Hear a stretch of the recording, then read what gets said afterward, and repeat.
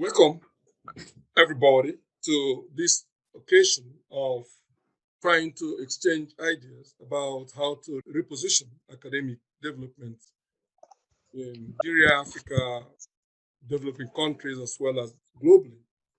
And the issues we are going to deal with are part of some new lines of thinking about improvements we can make in the academic game. And it's all about what we call the corporate academic model.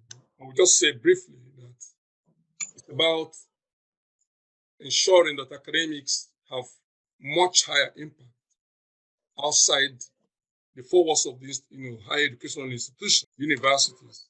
If I use universities regularly here, I also cover polytechnics.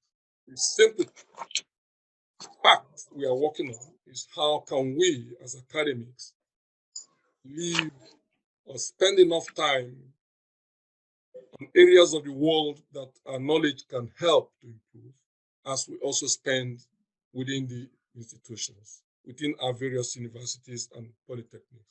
And these areas actually are academia itself, government departments, industry sectors, and wider society. And if you can look at that assemblage, you will see that if we as academics understand how to interface with these four domains, it's almost as if we are widening the aperture for making contributions to the society and hopefully fast-tracking the socio-economic development of our countries and wherever else we are based. And that is the key motive of trying to do this. But in terms of the philosophy of how we can make that impact, all we need to do is to go back and ask ourselves what is not happening actually, what is not happening so far in traditional higher education. And I think that what is not happening is that we are maybe inadvertently, wrongly incentivized to make contributions in these areas because we are led to believe that it's all about getting to the top by publishing papers, which is not bad in itself anyway, but the point is, what are those papers doing? It took me a long time to think through that reality and to come to understand that we are actually wrongly incentivized, and if I want to be a bit sarcastic, dubiously incentivized. Because a system that tells you that all you need to lock up yourself and publish papers and become a professor without minding excellence in other key areas where you need to be able to impact society is not the right system. And that's what we've been doing since independence in Nigeria and even across sub-Saharan Africa, developing countries. To some extent, some developed countries, only that their case is less severe as ours, simply because they already have every other thing going for them. So it is our business to re-prioritize the roles of higher education in society. And that's exactly what we're trying to do. The corporate academic model is a simple structure of something I said. It came to us around 2003 when I was sharing an office as a new lecturer in my university, my UK university, with academics. One of them was Tanzania, the other one from Iran, and three of us shared an office with another academic. And one day they were complaining about the amount of work that we have to do as, younger academics. Not the younger aspect is not in terms of age really, because some of us from developing countries didn't have the very fast education like our contemporaries overseas. So we're quite fairly not young, but we are new to the institution. So that's what I mean by new lecturers. So they were complaining about how do you manage the complex work across teaching, research, supervising your students, attending conferences, all those kind of nitty-gritty, and still have a life. You know what I mean? And then when we all debated that, and when I was going back to my house, I started hearing some kind of voices telling me, okay, why not consider a model that can actually give more fun and joy to that job? So even if you do a lot, you don't feel it. Just like footballers who enjoy themselves playing football, while they're paid enormously, something like that. So why not create a model that makes academic work fun, more of hobby, or if you want work hobby, that's combining work with fun and joy. And what came to my mind immediately was what I call the old African woman's tripod for cooking outside. Because the woman needs to have 3 blocks to rest the pot on in order to start putting the ingredients to conjure all those nice delicacies.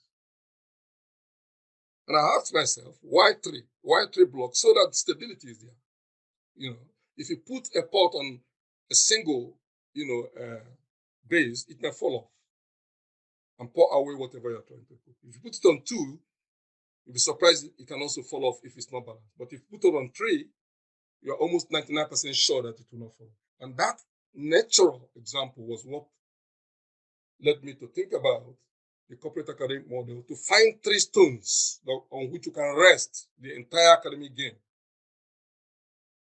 And I said to myself, we're going to have to preserve the academic excellence, the subject matter expertise. So we created one of the stones to be the primary research domain, the main area in which one person is working, somebody is working, to be known to be an expert in that area. Real estate, statistics, mathematics, geology, philosophy, computer science, and any other discipline. And the next stone should be, okay, if I master the nuances and techniques in this field, what more? I need to be able to use it. Is it enough to use a discipline within the discipline alone? I don't think it is. We'll have to use a discipline more widely. Therefore, we need to understand another stone there, which is about the primary application domains. In which domains of life are we keen to use the knowledge? Or even, in which domains of life are the constructs we learn in the fields amenable or have affinity with, something like that. For myself, for instance, as a statistician, I have affinity with business because I need to understand how business works. Because my statistics will then become a discipline that gives me the capacity to manage numbers to evidence business performance, something like that. Economics. So I know my own primary application domains. It's business, economics, finance, and of course, later on, entrepreneurship and other things. So everybody needs to do that. And of course, I have to also talk about, to some extent, the other one. What came to my mind is, what happens when that woman is cooking? She has to add different ingredients in order to make that whatever is being cooked tasty. And if you go to the base of those blocks, she's feeding firewood from 3 different angles to it. That feeding of the firewood is almost like, what we do in agriculture when we spread manure after planting food crops, in order that the soil can be fertilized and the yield will be more. So the more wood she's putting, the faster the cuisine is getting ready. So a block that can represent that, together with the other block that completes the other 2, is what is called the general cultural literacy. This is about extremely aggressive reading and devour of literature across fields.